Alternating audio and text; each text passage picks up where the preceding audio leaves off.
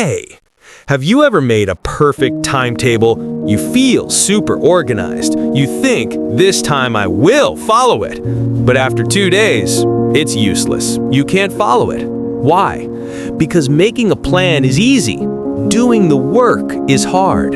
Your brain looks for an escape. It says, I'll do it later. Sound familiar?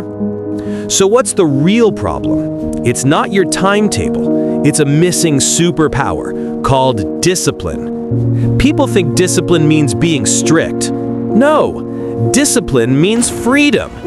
Freedom from last-minute stress, freedom from guilt, freedom to do well in exams and have fun later. Motivation is like a battery. It dies. Discipline is like a generator. It powers you every day. It's what you need to go from planning to doing. Okay, how do you get this superpower? You start super small. Don't try to study 10 hours a day. Here's the secret. Give yourself one tiny deadline.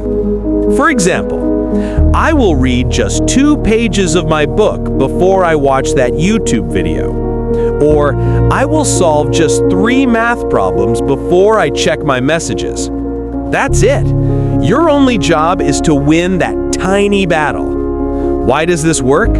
Because every time you keep that small promise to yourself, you train your brain. You build self-trust. You become the kind of person who gets things done.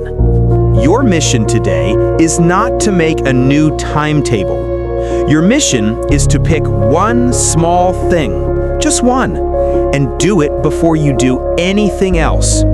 Prove to yourself that you can keep one small deadline.